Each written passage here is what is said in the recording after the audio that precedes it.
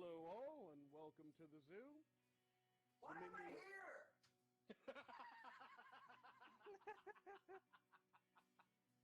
Minions of the Zoo is a lovable ragtag group of misfits that sprang up initially as a fan group to Ranting Monkey, Scribelite, Some Dumb American, and the joint Lords of the Night livestream show. Late night discussions in Discord quickly evolved into streams of their own, with each member bringing something new and different to the table for discussion. Led by the incomparable Rejekt PPC and the one-ton hammer, the group rotates hosts known as Zookeepers. Hello everybody and welcome to Minions of the Zoo. I am your host for this evening, One Ton Hammer. I will be your zookeeper tonight, Rejekt. Alright, and welcome to the zoo. I am the TheLuckyPoptart, Inquisitor. Sanguine. Skep Tock. I'm Prospero. And I'm Delahazed. Regular streamers, they're known as minions, and special guests are known as traveling exhibits. They're on a nightly basis, so that each show has something unique and fresh for our audience.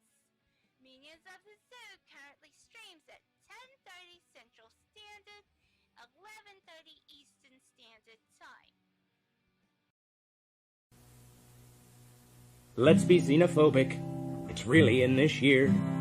Let's find a nasty, slimy, ugly alien to fear. There's no more cutesy stories about E.T. phoning home. Let's learn to love our neighbors like the Christians learned in Rome. We know we ought to hate 'em. They're different, you see.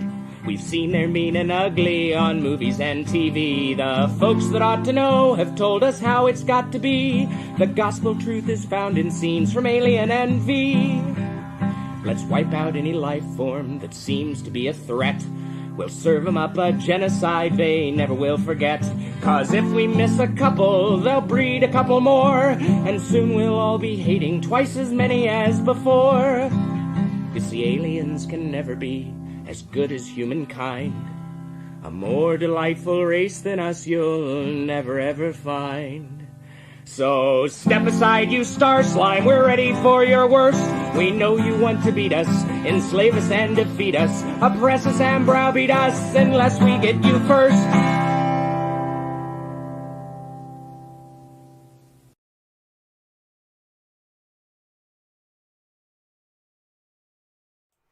Good evening, everyone. Welcome to the zoo. I'm your Zookeeper for tonight, Inquisitor. I am fashionably late. Sorry about that. I had completely forgotten it was Monday, and I had long weekend syndrome, so my apologies. Minion joining me so far is Eeyore. Hello. There are open invites out there, so I put in TBD just in case anyone else wants to come over and join us. How are you this evening, my man? Doing okay. Woke up, saw there wasn't the stream on, and saw you in here, so I just decided to just join. Yeah, that's good. Thank you. So yeah, like I said, I'd completely forgotten it was Monday. we had our 40k game yesterday. My Orcs versus my buddy's Necrons. He beat me, but there were a bunch of factors involved. Mainly the fact that I am ignorant as to exactly what the Necrons do. So when I charged his Scorpec destroyers with my Deathkiller Wartrike and Custom Booster Blasta, they just completely shit-cacked them. Which was a bad, very, very, very bad thing. But also, the other extremely bad thing was the fact that I dealt no mortal wounds. My dice betray me. So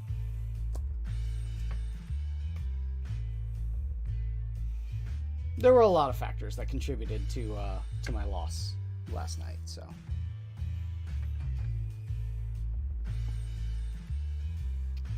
Mm-hmm. What I was saying just before we went live was a bad HQ selection would be like 3 Blood Masters, because they're just souped up bloodletters. They're good for their points cost, is really what it comes down to. So like in low point games, taking a Bloodmaster, very good idea. You're not going to be able to fit a Bloodthirster in a 1,000 point game and not leave yourself extremely exposed.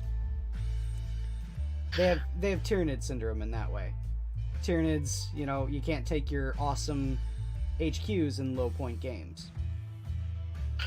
For the most part, I do believe that now Bloodthirsters are still according your points in a 1,000-point game. Mm-hmm. And in a 2,000-point game, they're only an eighth of your army. Yeah, so you can take 1 or 2 in a 2,000-point game. I was being sarcastic when I said only an eighth of your army. That's a significant point investment. Well, less felt in a 2,000-point game, but yes, that's a significant point investment.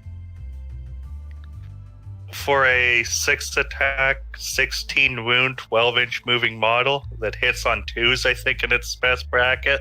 That you can't hide, and is a las cannon magnet from the very moment it is on the table.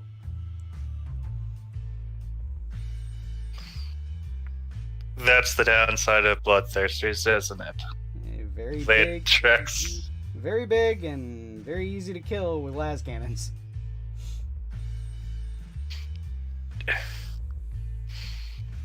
At least it's not as bad as it used to be, alright? I mean, vehicles back in the day, they didn't have multi-wounds. Vehicles back in the day was you had to beat the armor penetration characteristic with the weapon's strength, and then if it was a penetrating hit, it's straight up just a 4+ kills the model.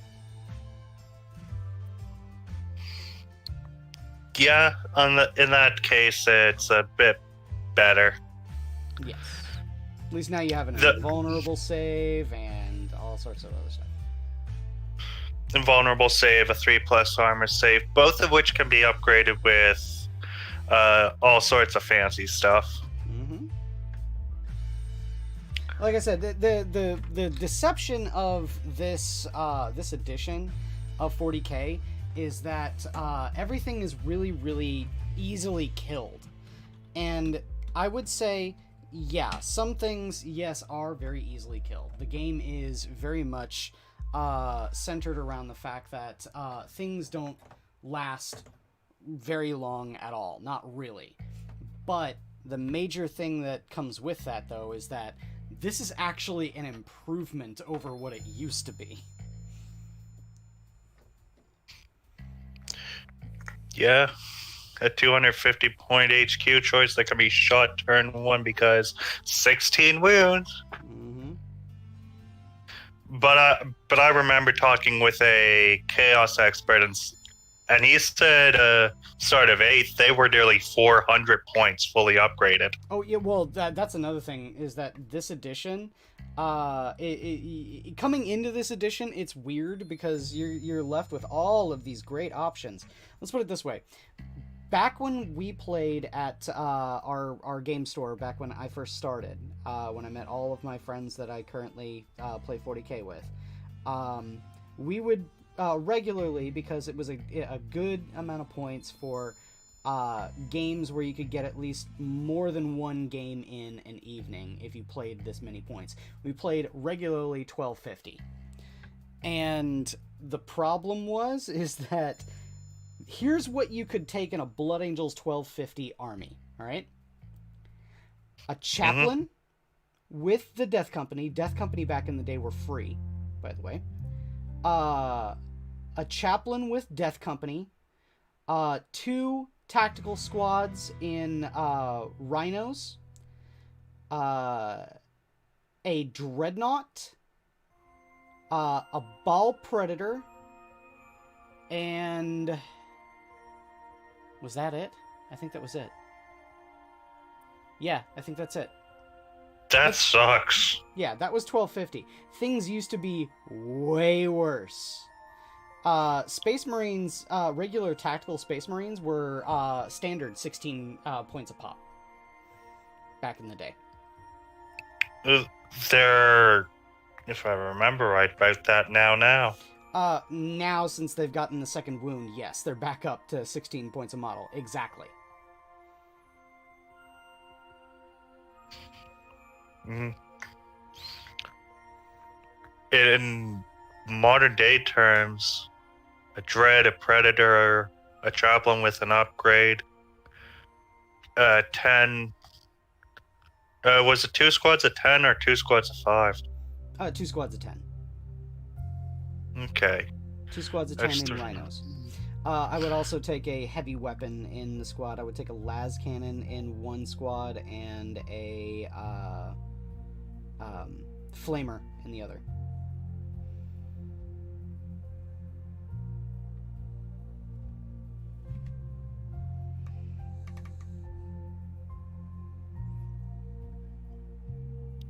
Okay, so just them and their rhinos is about 500. The chaplain plus an upgrade would probably be 100 day times, but it wouldn't necessarily be the Death Company upgrade, I don't think.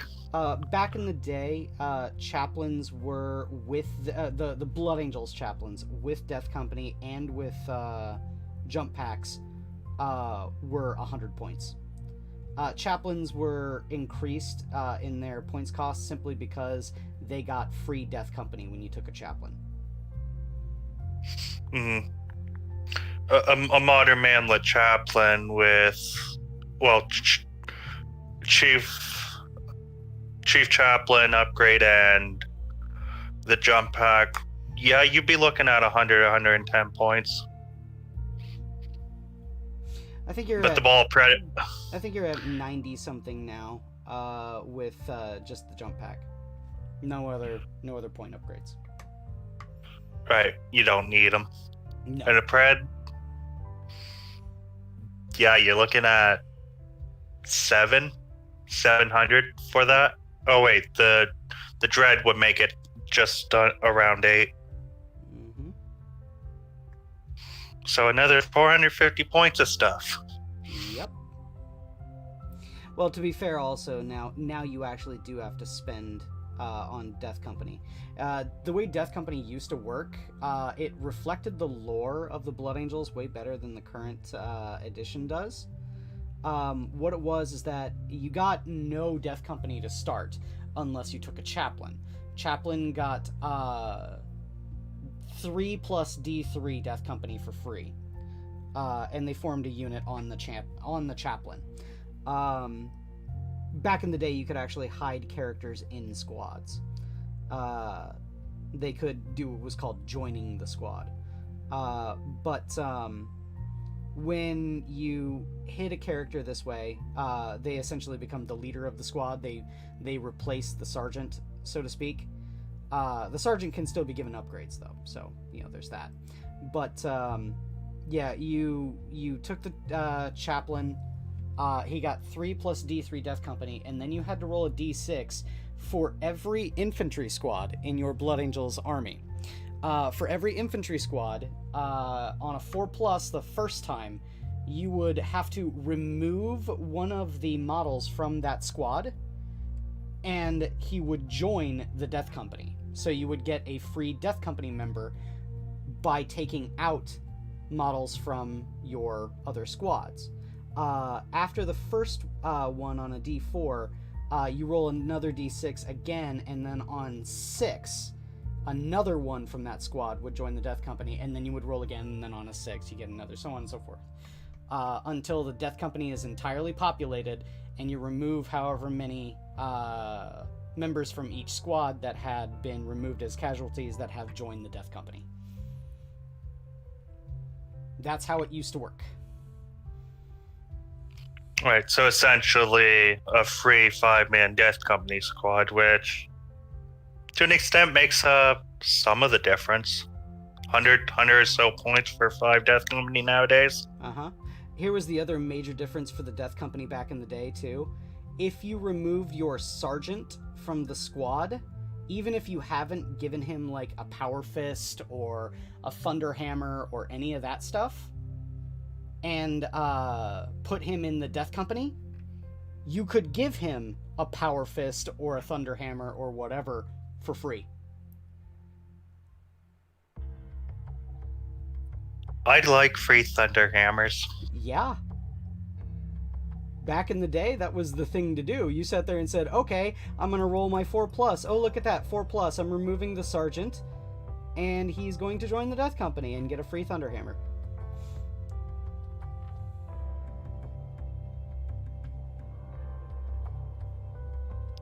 Which isn't too fun for any enemy. Well, this is also back in the day when Assault was retardedly overpowered. Back in the day, you could not voluntarily fall back from combat. And morale worked entirely differently. The way morale used to work was if you failed a morale, the unit that failed would have to run away from the target. So that's the only way you could disengage from close combat. So while that enemy is running, they cannot, or they can shoot, and all of that kind of stuff, but they have to keep running toward the nearest board edge, period. The only models in the game that could rally after running like that were Space Marines.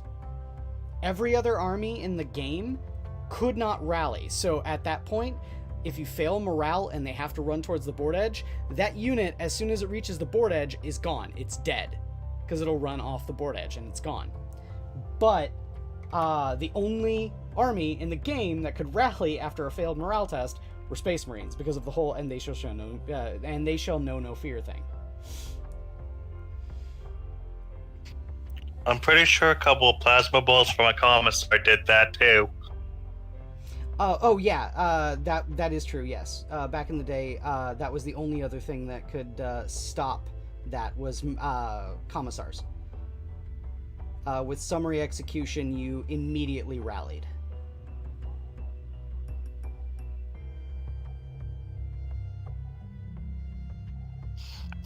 Retreating from the enemy, how disgraceful. But yeah, that's how it used to be. So the big thing is, like, in the old editions with that kind of stuff, assault was way overpowered, because if you assaulted a unit that people were taking just like as your troop tax back in the day, they're stuck there. The troop tax unit is stuck there until your specialist melee unit absolutely annihilates them, which meant that the Tau were constantly at a disadvantage because everyone beat them in close combat. So you get them into close combat, and then you don't have to worry about those guns anymore, and then you just slaughter blueies to your heart's content, and there's nothing they can do about it. Because these were days before the Crew, wasn't it? No, the Crew have been in since first edition, but the Crew were just pathetic Space Marines. They were Space Marine toughness, meaning strength and toughness, so they were strength and toughness 4. But they had, I think, a 6+ save. They were dirt cheap when it came to models. I think they were only like 4 points a model. But they were easily killed by Space Marines, simply because Space Marines had a 3+ armor save. So the Crew just could not hold up.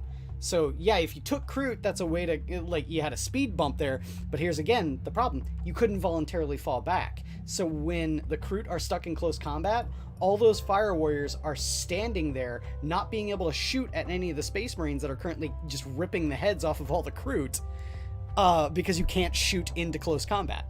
You still can't. Mm-hmm. But yeah, these are the sorts of things that happened back in 3rd edition. It's the reason why Blood Angels were like an A-tier army. Nowadays, they got some love in the beginning of 9th edition, but not too much. Who? Blood Angels. Oh, Blood Angels are still competitive. You just have to really think around how to counterplay everyone. They're competitive. They're not broken. They're competitive. And I say the broken ones right now are the Dark Eldar. When all you have to do is amass a bunch of toughness 8 crap and you win. Well, kind of. If they have a lot of Hellions, they can beat your Toughness 8 stuff. It's just that you need something that can slaughter chaff really easily with Toughness 8. Because if you can shoot down Hellions before they can do their eviscerating flyby, then they're left with their dick in their hand. They got nothing that can really take out tanks except for Dark Lances, and the things that can take Dark Lances are kind of pathetic. Either foot slogging Cabalites or the Ravager, the Raider, and apparently right now the Ravager is garbage, which kind of sucks because I asked a buddy if he wanted one from seeing one at Half Price Books once. They had a Half Price Books sell on a Ravager, completely unopened and unassembled, and he's like, hell yeah, because it was only like $40. He gets it, and then this edition releases, and now it's kind of garbage.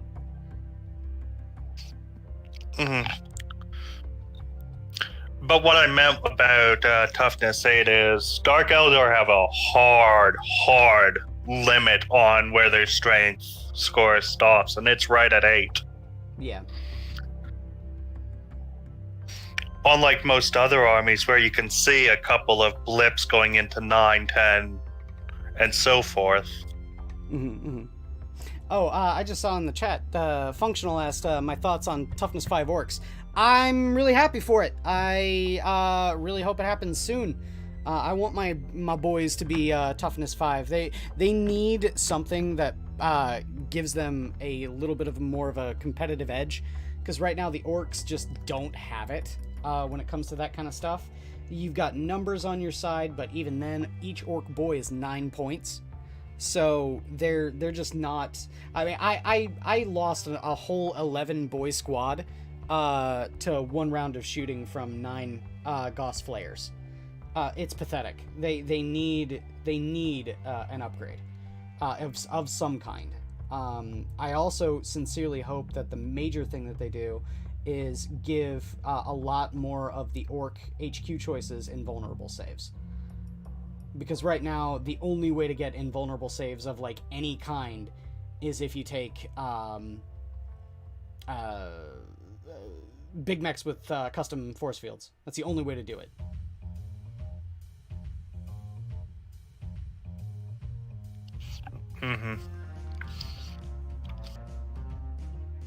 Unless you're playing blue. Unless you're blue. That is one of the... A second major downside of Orcs is after everything else is accounted for, you're still a strength 4 model with what? Typically a 6+ save?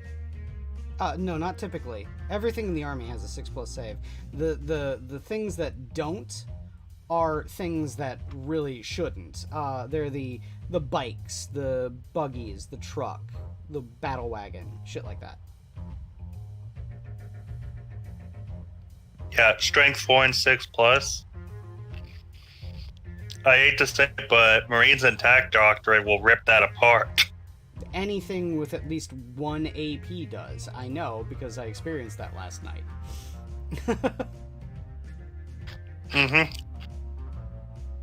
And the fact that Necrons get, so many different protocols that allow them to get extra AP. And then also stratagems that do as well. Necrons are in a unique position that they can bully the shit out of the Orcs simply because they have AP. Like, any AP.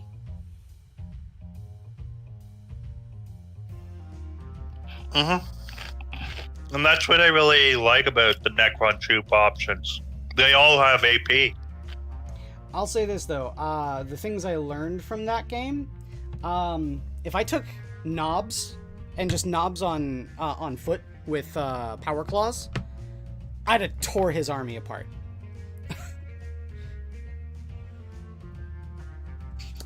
You didn't respect the melee potential of the Scorpic destroyers. I did not. Yes, that was a major thing. Functional said toughness 5 and -1 rend on choppas and shootas. Also T3 over T2. The Choppa upgrade isn't a rend, dude. It's just core -1 AP. So Choppas are now straight up Astartes chainswords.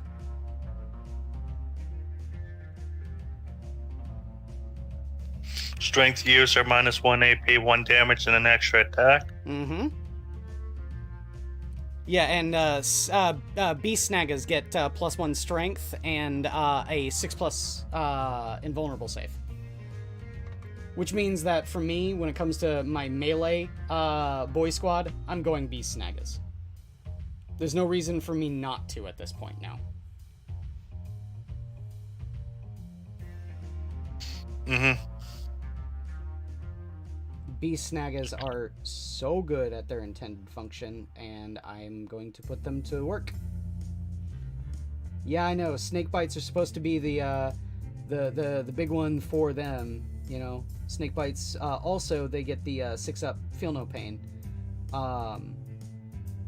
Invulnerable saves, comparatively speaking, should be more important than a feel no pain.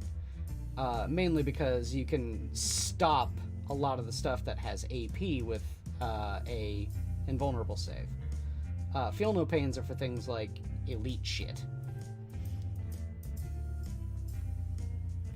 Or tanking the smite storm. Mm-hmm. That too. I'll say, comparatively speaking, too, I was talking about it. The dice were extremely hot and cold during that game. The major thing that happened was that when I charged in with my custom Boosta Blasta, I dealt no mortal wounds. I also failed a charge that I spent 2 CP to use ramming speed on, which also could have dealt mortal wounds. So, yeah, no. Didn't you also have There We Go? Yes. I mean, Here We Go? Yes, and I did re-roll, and I still failed it. You can see why. My dice betray me. Everybody betray me. I fed up with this world.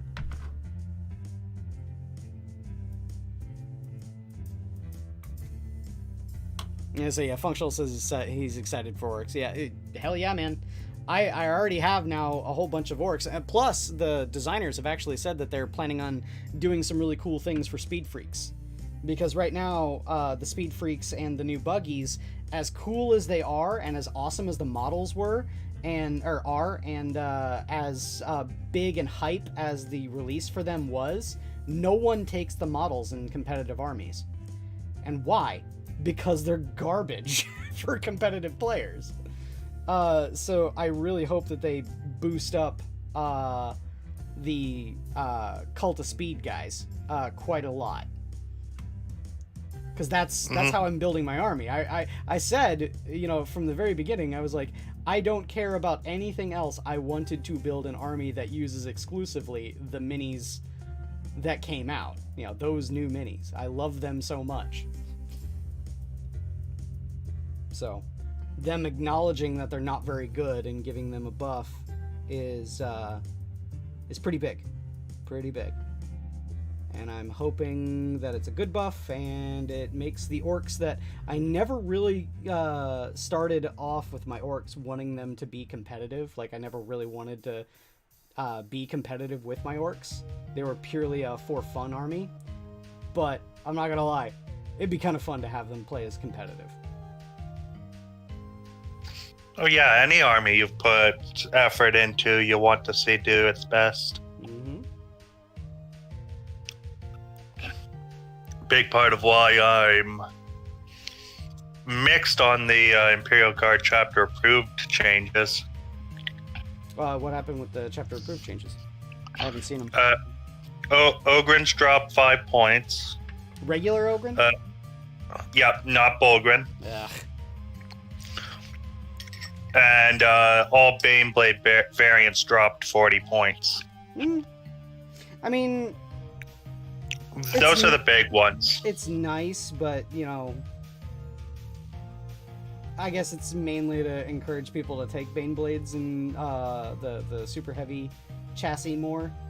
But at the same time, I sit there and I think, like, it's extremely circumstantial when I would ever take my Baneblade.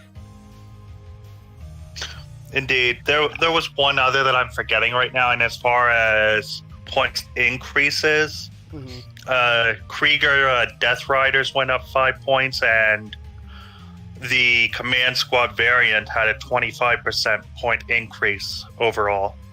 But it was only Kriegers? Krieger Death Riders. Yeah, okay. If they give the rest of the guard those sorts of things, I think that could be bad. But we our regular guard equivalent got squatted, so I don't care. The main downside is Krieger Death Riders were one of the strongest things in the Codex for the moment. For Krieg. Yes, for Krieg. I'm gonna say, Krieg is not that competitive, not really. Most of the guard armies that you see in tournaments are going to be either Cadian or Catachan.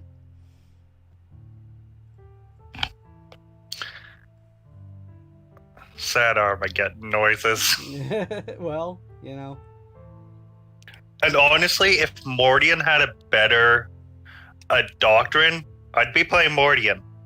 You like? I love their order. Yeah. Turn an entire squad into sniper.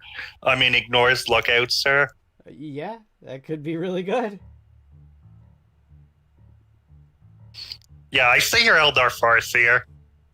Doesn't matter that he's not the closest, and he's sitting there in the back behind all of the Dire Avengers.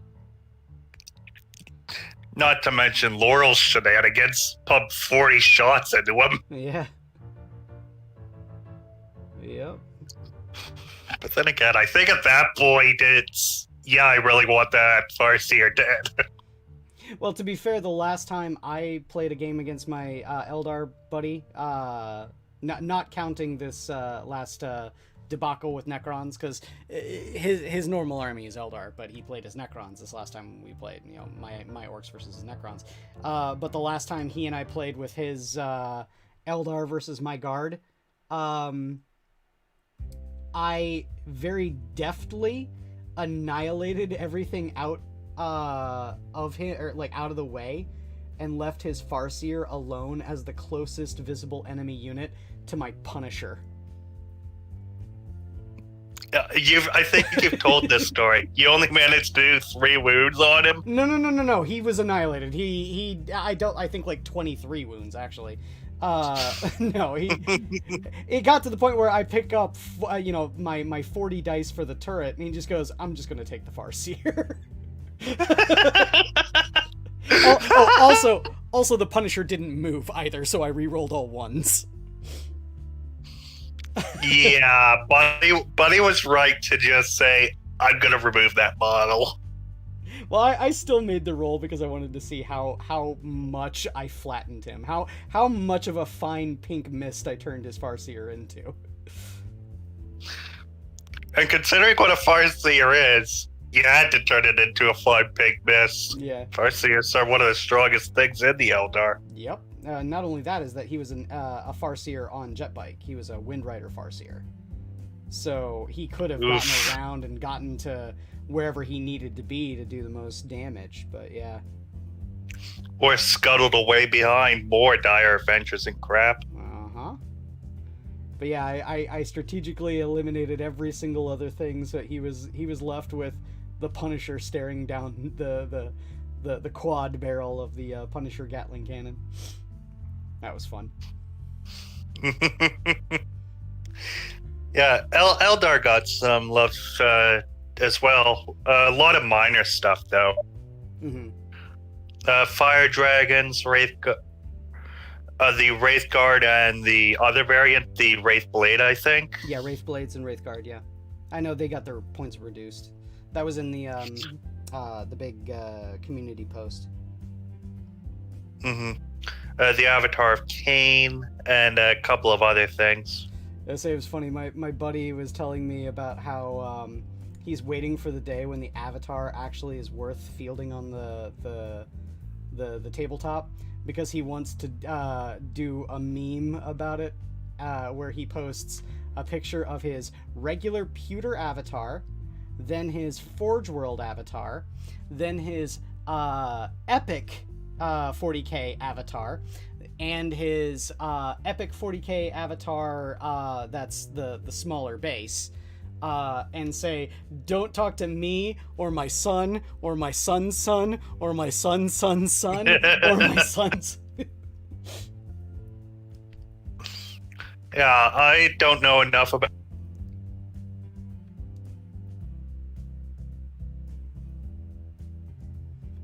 Uh-oh.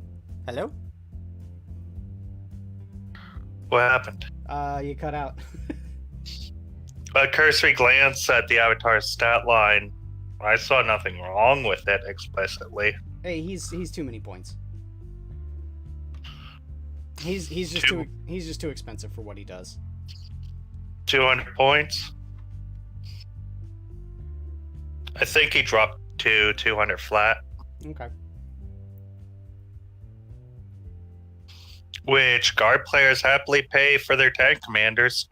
Yeah, but comparatively speaking, we get way better shit with our tank commanders than you do for the avatar. Mm-hmm. I mean, yeah, our tank commanders are very, very, very pricey, but they do their job, and they do their job well. They're one of the most effective units in the whole Guard Codex. So much so that I have actually foregone going for company commanders entirely, just so that I can max out how many tank commanders I take. Yeah, there's another thing to the tank commanders that make them so much more worth it. There's just so much less competition. Rather than in Eldar in the HQ slot. Well, you have all the Phoenix Lords. Yeah. And they run in up and down. Farseers, Spirit Seers, Warlock Conclaves, Autarchs, even. Yeah. I say I'll say this: the Guard aren't without constraints in the HQ either. Don't get me wrong, I would love to take company commanders, but I'm easily taking the tank commander over it. The other thing is that you've got your Primaris Psychers, you've got your Commissar Yariks, all of things that a Guard player would rather be taking. And so the competition's pretty fierce. That's the reason why I've been relegating myself to taking platoon commanders instead. Mm-hmm. Yeah, I haven't really ran into that yet because I haven't really had much chance to play a game due to, well, Nurgle's blessing taking over the world. Yeah. I say I played a game against SCP last week as well, and we definitely did some learning experiences. This is the first time he ever played any game, so I did go up against him with a little bit of a it's been over a decade since the last time he played, so I kind of took the put the kid gloves on with him for a little bit, but yeah, let's put it this way. My Sentinel, easily MVP of that game. A humble Sentinel. Yes. I didn't take a tank commander against him because, again, I was kid gloves, but I took a Lehman Russ Exterminator, heavy support version. So I had a little bit of points left over, and before the game, I'm like, I'm under 15 points, because we were playing a 500-point game. Fuck it. I'm upgrading the Sentinel's autocannon to a las cannon. And literally that made all the difference in the game. First turn. Carnifex. I can see. Yes, it gets a cover save, but I can see it. 6 to hit. Strength 9 versus Toughness 7. 3 to wound, rolled a 4. he gets +1 to his cover save, which puts him down to a 2, but then a -3, which puts him down to a 5 or 6. He rolls, I think, a 2 or 3. And then I roll damage. I roll a 2. And I said, oh, no. That's not sticking. Command point reroll, 6. Over half of the Carnifex's wounds down in one shot. Next turn, I kill it. Third turn, I kill his Neurothrope with the Sentinel. No, sorry. Fourth turn, I tried to shoot at some Raveners, and I didn't kill them. And said, fuck it, I'm going to move around so that I can see the Neurothrope, because the Neurothrope had 2 casts on his Psychic Ritual. If I didn't kill it, he would get his third and immediately get 15 victory points. So I'm like, oh no, the Neurothrope has to die. So I rounded the corner, leveled a shot, and blam, killed the Neurothrope. Goodbye, giant psychic floating ball. Yep. It was definitely a game where my dice did not betray me, unlike the Orc one. My game last night that I played. Yeah. Oh, okay. I am gonna have to play hardball on you and say it wasn't the dice. It was the fact you disrespected the Scorpic Destroyer. Well, that too. There were several things, but I should have been able to do mortal wounds, and the beating from the Scorpic should not have been as bad as it was. Should my dice, or if my dice were rolling like they should have. So it was a little bit of player error and a little bit of, and a lot of dice error as well. Mm-hmm. Still, it's funny that you didn't know much about Necrons and you end up charging what is probably their best melee unit right now. Oh yeah, I didn't realize they were their best melee unit. I thought that they were just like regular ass fucking melees, not Marine slaughtering death machines. Yeah.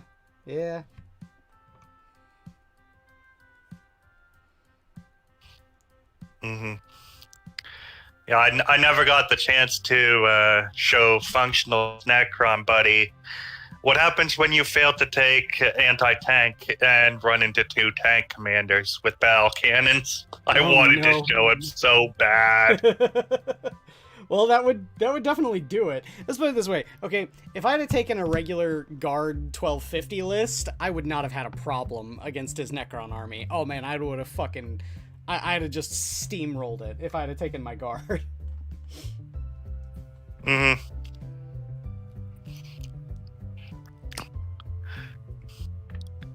Yeah. No one expects the humble battle cannon to be so effective. Especially when you give it tank aces.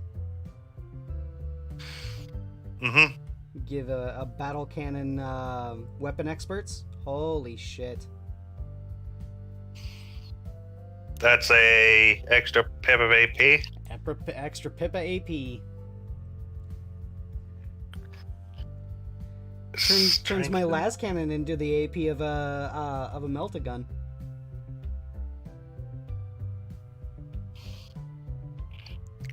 Mm-hmm. Which is rather vicious. Extremely. Yeah, it's swingy in its damage. It's D6 damage instead of D6 plus 2 at half range like the new, but still, it's effective. Especially when you command point reroll into a 6. Let's also not forget that you're reaching out from 48 inches to get that D6 plus 2. Mm-hmm. And not having... The buddy has to be a charge range. Yeah, not having to get within 12 with the melt-a-gun. That's why I'm a little not scared and not impressed with Eradicators. I know everyone for a while there with the Indominus set was like, they're the new hotness, and I'm sitting there going like, meh, I don't care. I could fucking flatten some Eradicators. Yeah, they're toughness 5, but they're only got a 3+ armor save. If you have anything with a with good AP, you can flatten them easy. Mm-hmm. honestly, I almost want to grab a squad of multi-melted devs and stuff them in a Razorback for my salamanders. That would work. I mean, I'm just saying. Just drive the Twin Lascannon Razorback up, let it do its thing, and then as soon as it's close enough, well, hello. To be fair, though, I've said this before, and I'll say it as many times as I need to.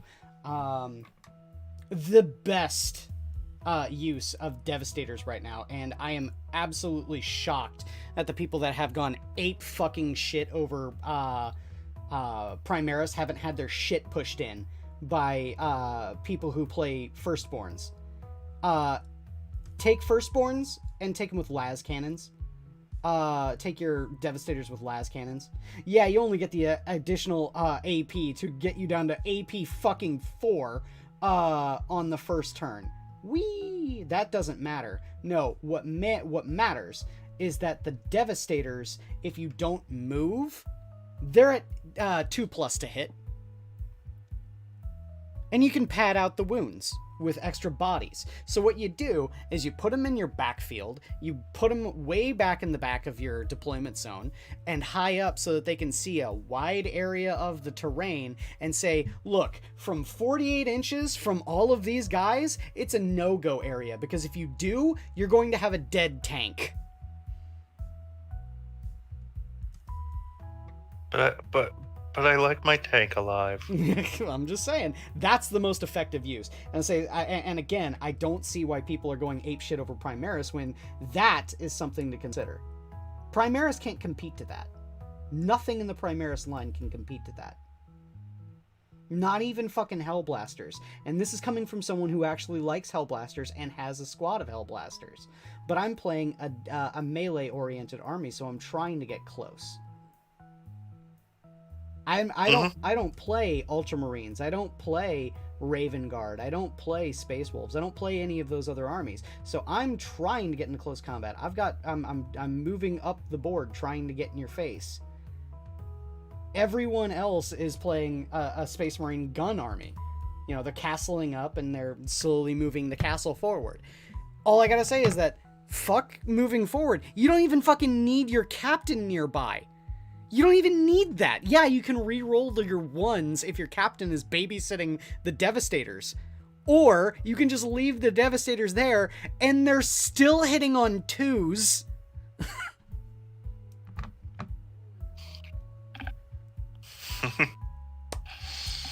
And 4 cannon shots hitting on 2s.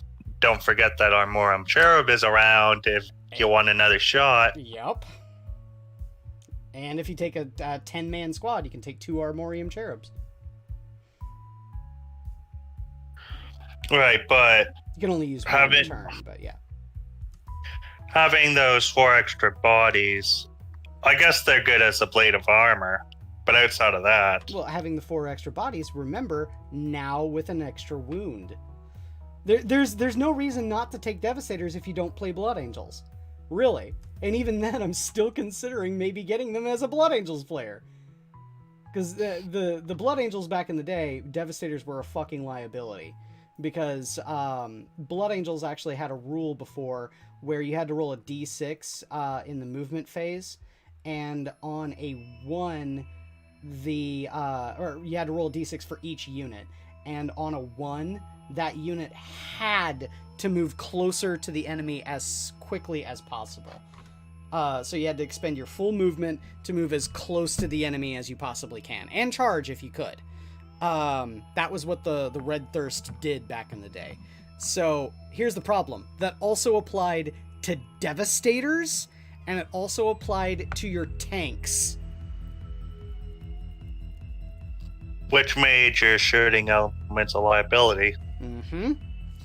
Less so with the vehicles, but it made Devastators just straight up not worth taking. You roll that 1, because back in the day, if you moved with an infantry model that had anything with heavy on it, you straight up couldn't shoot that weapon.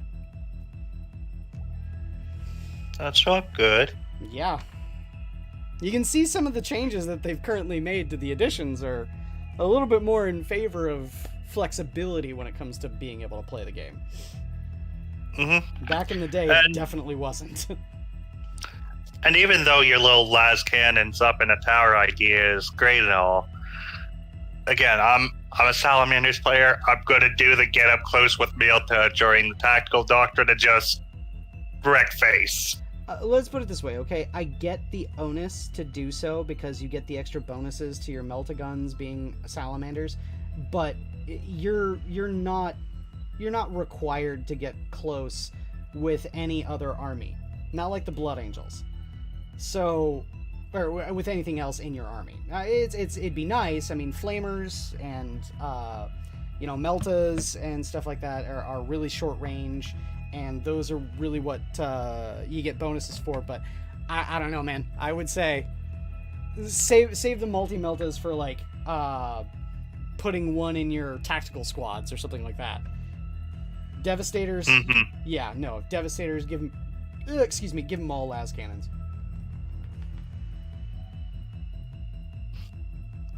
Yeah.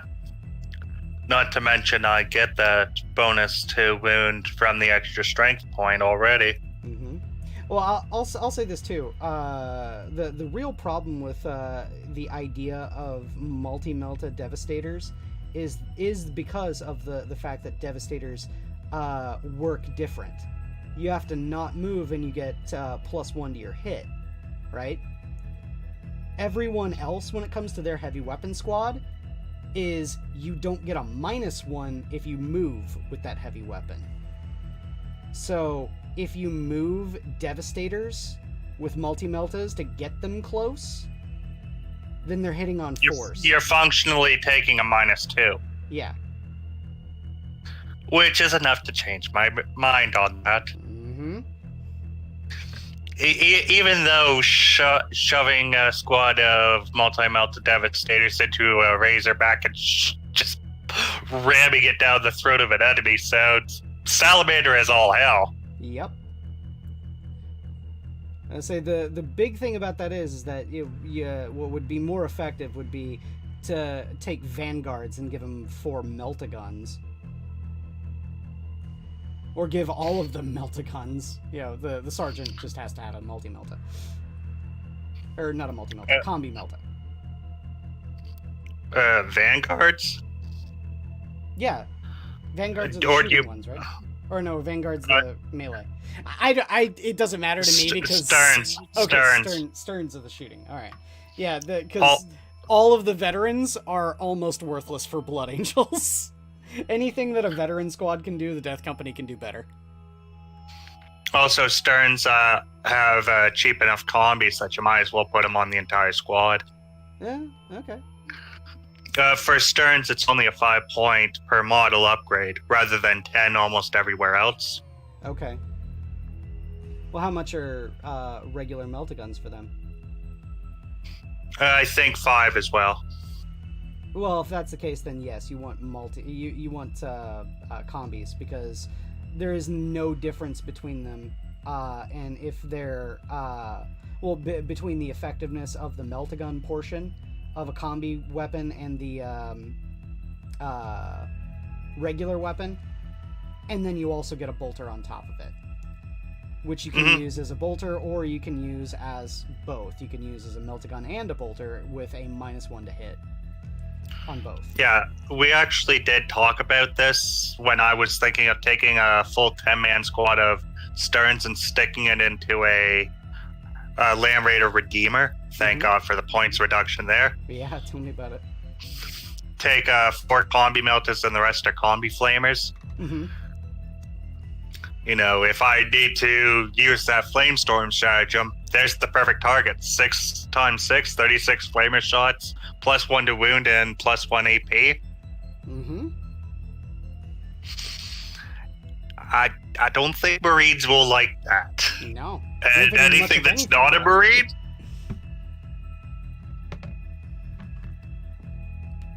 Yeah, I don't think. And the 4 Meltas. The 4 Meltas alone would be able to take on a tank. Yeah. Well, you can't rely on that, 100%, simply because, again, half of the time you're going to not wound. I get Tactical Doctrine for like 2 turns. Well, not 2 turns. You do get it for 2 turns, but... Or you can choose to get it for 2 turns. I want to stay in Tactical the entire game if I could. Well, I'm not gonna fault you on that logic. Yes, for a shooty Marine army, I'm sure you would. Whereas for me as a Blood Angel, I want to get into Assault Doctrine as quickly as fucking possible, so I have to wait until turn 3. And hope you haven't been shot up too much by that point. Oh, I can play conservatively until until turn 3 where I rip your face off. That's the whole point. And I'm guessing some inexperienced players not knowing why you're playing so conservatively, move up, advance, and... They'll just be like, oh man, you're not even going to go for the objectives? Oh man, these objectives are mine. Oh wait, what did you take for your secondaries? Oh yeah, all the ones that get you extra victory points when you annihilate a unit with your death company? Gee, I wonder why you took those. Turn 3 comes around. Oh. Man, there goes all my... You haven't spent any CP, I wonder why. Oh, the turn that the Death Company come down? Yeah, I'm going to charge with them, and I'm going to spend the 2 CP on the stratagem, where for each and every model that I get into close combat, I roll a d6, on a 4+, I deal a mortal wound, in addition to the Chaplain coming in as well, and Smashfucker.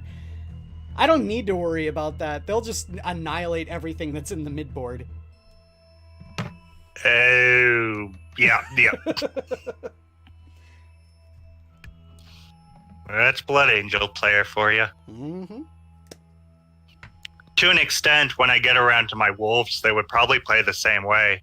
Get into position, because unlike you, I don't get all my fancy jump packs and all the fast-moving crap, so I have to spend those first 2 turns getting into perfect position, and then turn 3 just go and wreck shit.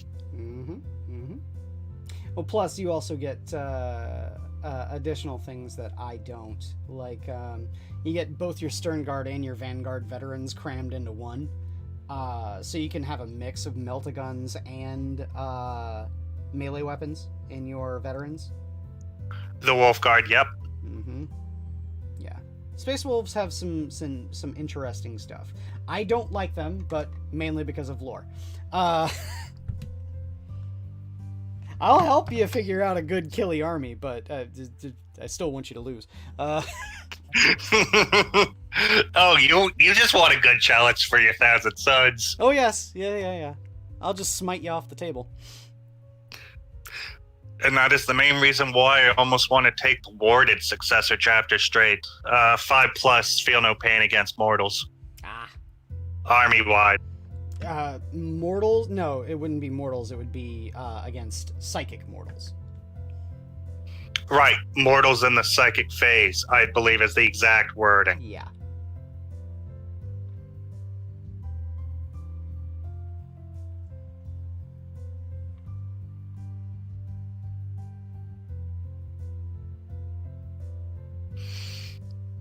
It's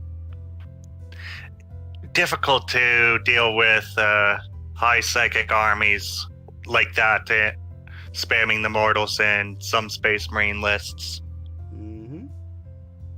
Not only that, is that Heretic Astartes have one very important psychic power if you're going to be taking storm shields with your Wolfen. Wolfguard and Star? No, Wolfguard and or Wolfen. The Wolfen would be Ice Claws. Well, I'm just saying, anything that takes a storm shield. The Heretic Astartes have a psychic power, Death Hex. No invulnerable save for you. But I need that invulnerable save. No invulnerable save for you. No.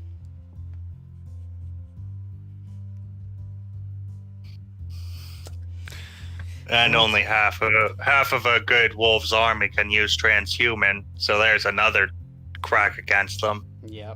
I'll say that's another thing too, though, is that a lot of people sit there and say, well, the Primaris are so much better than Firstborn because they get transhuman physiology. Transhuman physiology. Transhuman physiology.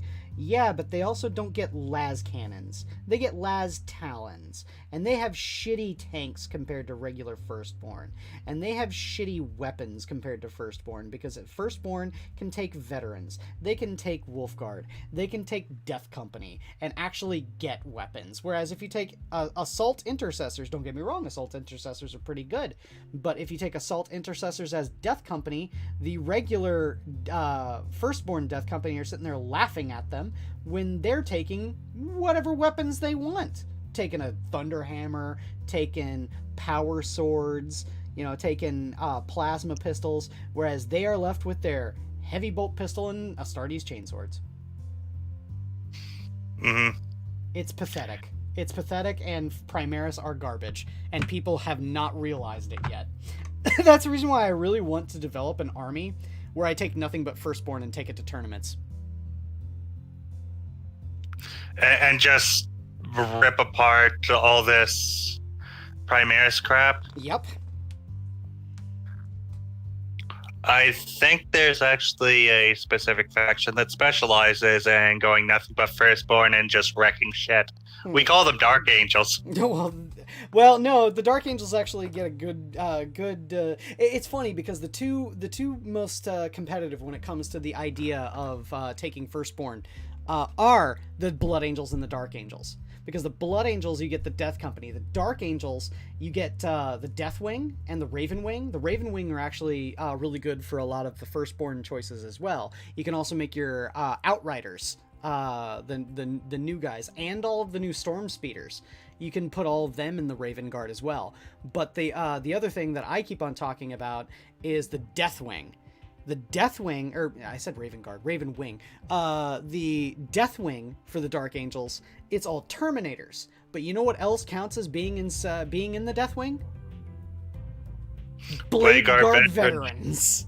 So your Blade Guard veterans have a 2+ armor save, a 4+ invulnerable save, and get Transhuman Physiology core. For free. Permanently. As a static buff. Yes. It's ridiculous. And it's on funny top too, of what Blade Guard veterans do to other Marines. The Dark Angels actually get all of these really awesome bonuses that work against every other army other than the Blood Angels. Like one of my favorite ones is like for a quick psychic test with an extremely low warp charge. You target a unit and that unit cannot perform actions. Sounds amazing, right? I don't perform actions as a Blood Angel. I never need to. All of my secondaries are going to be about ripping your face off. Ripping the face off and killing psychers. Mm-hmm. Not a major thing against Dark Angels, but against Eldar, Thousand Suns, and Grey Knights, oh, it's a lot of fun. Oh, yes. Yeah. Like, it can't prevent things like Psychic Ritual, but you know what can prevent Psychic Ritual? Your Librarian being on top of the center of the board edge. Mm-hmm. I honestly thought you were going to say 10 Death Company buffed up and charging the poor Psyker. Well, that too. I was talking about the Dark Angels. Dark Angels shutting people down from doing secondaries. Death Company, it all comes down to the fact that I'm just gonna rip your face off. The one thing I've yet to do because I don't own the model, but I really want to try sometime is to take a regular guard army, but I'm going to sans all tanks, taking no tanks, just pure infantry, and then take a Vanguard detachment of Blood Angels, and take every Dreadnought I own. And have it led by a Librarian Dreadnought. That would be 2 Death Company Dreadnoughts, a las cannon missile launcher Dreadnought, a Redemptor Dreadnought with heavy Gatling cannon, close combat weapon, heavy flamer, and Fragstorm grenade launcher, and a... Is that it? Yeah. 2 Death Company... regular with las missile and Redemptor. Yeah. So it's 4 Dreadnoughts and my Librarian Dreadnought. I want to try that. I want to try that army. 5 dreadnoughts and a bunch of squishy men. And a bunch of just regular ass fucking guardsmen. I think that would be so much fun, especially given the fact that if I take a Librarian Dreadnought, the 2 psychic powers I can take, Wings of Sanguinius and Shield of Sanguinius, I get a 5+ invulnerable save, and I have a Dreadnought that can move 12 inches. Fly it right down the throat of the enemy like any Blood Angel player would want it to be. Mm-hmm. And not only that is that it has a Furioso Fist and a massive Force Halberd. You can only make 1 attack with the Force Halberd, but it's really, really good. But with all of that in tow, the Librarian Dreadnought hits on a 2. Mm-hmm. Some speculation is that on what guard's going to get us there, take pure guard or don't even get this at all. I've even heard orders being... Oh, really? Orders being mono-faction? Oh, I've heard it being speculated. Okay. Well, you know, see, that's the thing. If it is, I think I could counterplay that with all of the killy shit from the dreadnoughts. The orders aren't necessarily required. The big thing for orders is for like that particular army would be just to get move and get all of the infantry where they need to be to take all of the objectives. That's really the only function they would be. All of the killy and all of the actual work would be put onto the dreadnoughts. Mm-hmm. And what am I giving up for the Blood Angels by doing that too? I'm giving up Savage Echoes, which means that the Death Company Dreadnoughts wouldn't get an extra attack on the charge in Assault Doctrine. So, I don't care. All of the other things, it doesn't matter. Like getting 1 more AP, whee! I don't care. Getting 1 more AP on heavy... in the heavy or the Devastator Doctrine, the Tactical Doctrine, and even the Assault Doctrine, because all of my AP is going to be at the very best -4 and at the worst 0. So I don't care about any of it. It's cranking out the extremely high number of shots and having the Death Company Dreadnoughts just rip your face off. I don't need the Doctrines to do that. Mm-hmm. That's the primary issue between my wolves and your Blood Angels. I really want that double exploding 6, so I have to stick mono wolves. Yeah, yep. Whereas with the Blood Angels, like I said, the Doctrine thing, I don't care. I don't care. At least in the Dreadnought list, I don't care. If I'm doing something like taking massive groups of Death Company to and taking the Death Company secondaries, then yeah, I'm gonna stick to mono faction because I need that extra attack. But so Jen asked, did I at least take Sanguine out to dinner first? No, he makes dinner for us.